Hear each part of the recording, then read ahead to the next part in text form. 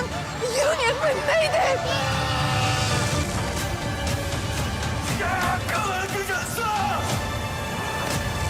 This is the story of how I became the legendary Leonardo da Vinci.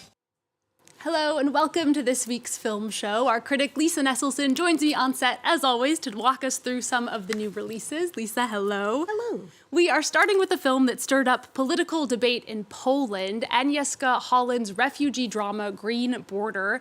It just won the audience prize at the Rotterdam Film Festival after winning the special jury prize in Venice, but it attracted vicious insults from right-wing Polish politicians and even online death threats for its director.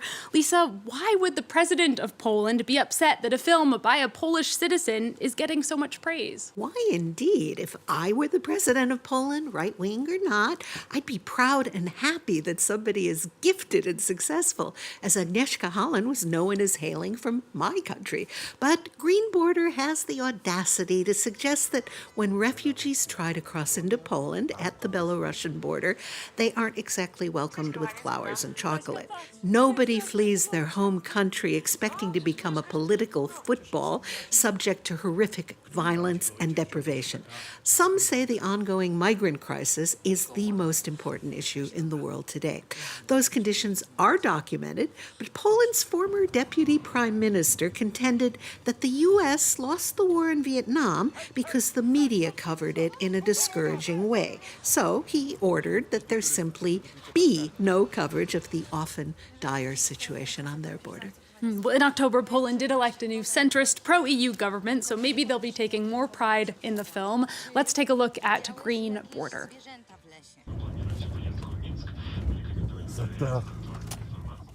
$300 now. شو عم بده $300 هذا عم يقول $300 говорю. No dollar. وسام دفع له كل شيء ما Sir, please don't get angry. I give you 300 euros. It's more than dollars, okay? Всё. شو там Да нормально все. Come on. وسام دفع له كل شيء يا اخي ليش عم تدفع له؟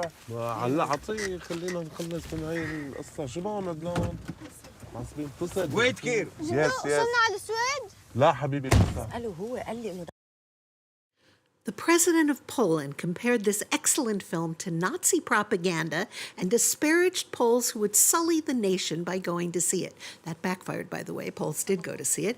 Refugees driven from places like Afghanistan and Syria, some of whom have been traveling for years, surviving by the skin of their teeth, believe they're all set to cross into the European Union, where they can apply for refugee status or join family members and rebuild their lives. But for our protagonists, that's not what happens. And Lisa, this film is divided into 3 sections, each with a different point of view. We meet the members of a Syrian family en route to Sweden, a young Polish military recruit trained to treat refugees like vermin, and the members of an association who do their best to provide medical and legal aid to the desperate people landing on their doorstep.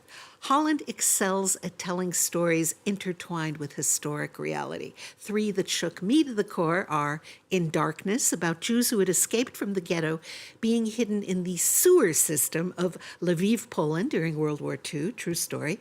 Burning Bush, a 3-part HBO series about Czech dissident Jan Palach, who set himself on fire to protest the Soviet occupation, and Mr. Jones, about the brave young journalist who tried to tell the world that Stalin was deliberately starving millions of Ukrainians to death to maintain the myth of successful collective farming in the USSR. Well, her film Green Border definitely sounds like a must-see. We're going to move on now to a new thriller out here in France. Un coup de dé, or Roll of the Dice, is about 2 couples who share everything until they don't. It's the 8th feature film directed by Yvan Attal, who also co-stars. Let's take a look.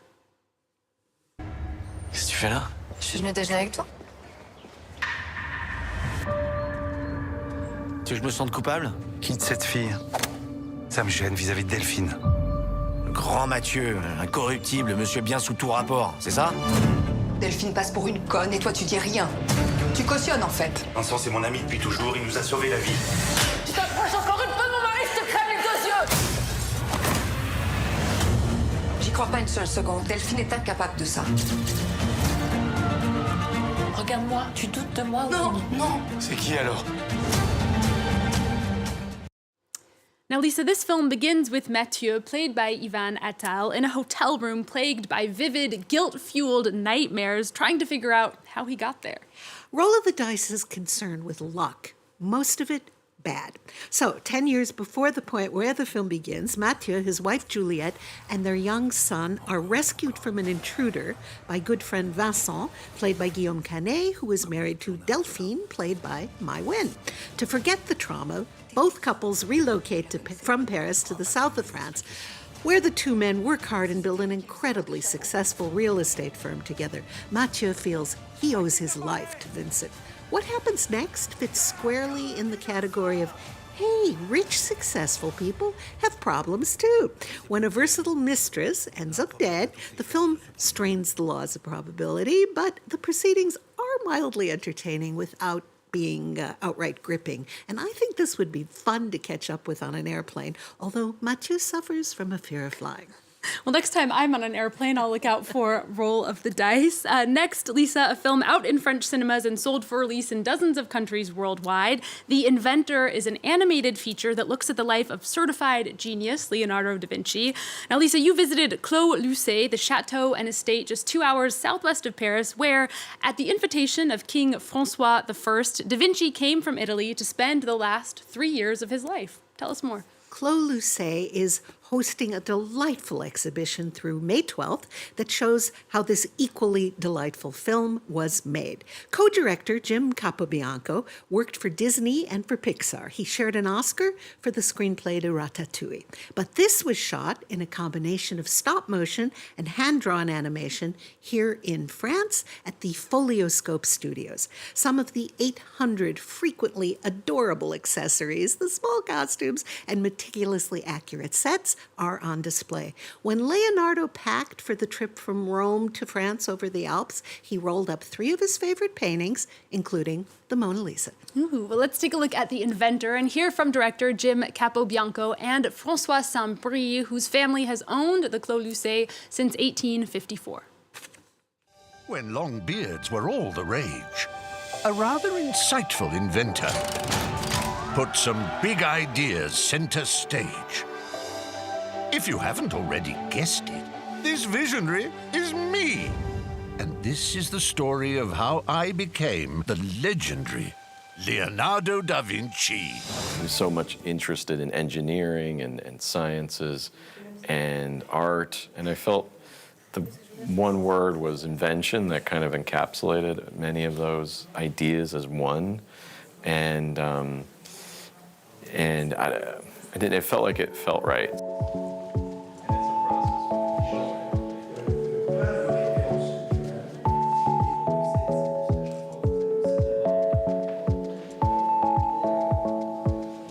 Leo, this movie is very modern, and Clos Lucé is making the bridge between the past, the present, and the future, as Leonardo was showing the way. Now, the world has never been easy, even for those with a rather big brain. He's crazy! There will always be nonsensical naysayers on an anti-adventure campaign. Why can't you just be satisfied with painting pretty things? Oh, not this again. I think the sensibility of the film just fits more of a European way of thinking and of filmmaking. They are open to the fact that this story may have a little bit of ambiguity to it, or are taking more risks with the storytelling. And I think, yeah, a film like The Inventor probably only could have been made in Europe, or especially France.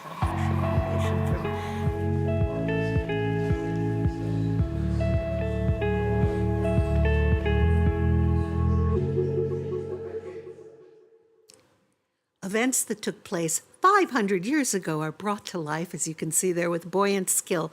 100 animators representing 15 different nationalities painstakingly repositioned the miniature models to yield 4 seconds of film a day. In English, Leonardo is voiced by Stephen Fry, and in French by André Dussolier. Marion Cotillard voices Louise of Savoy in both languages.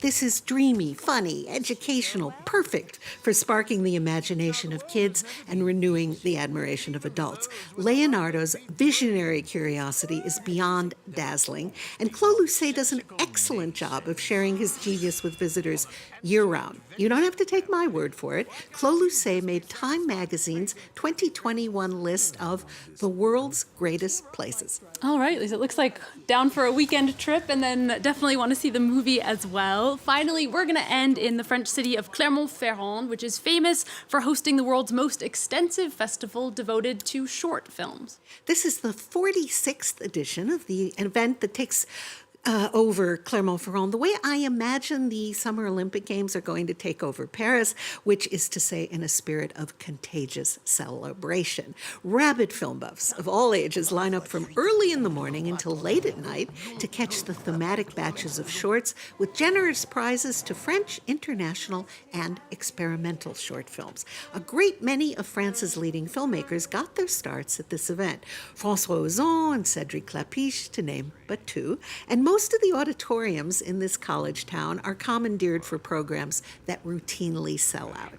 There's even a selection of movies to be watched from inner tubes while floating in the municipal swimming pool, but you never know which movie is going to make a splash. Well, I have never watched a movie from a swimming pool, and I have to say it sounds pretty good.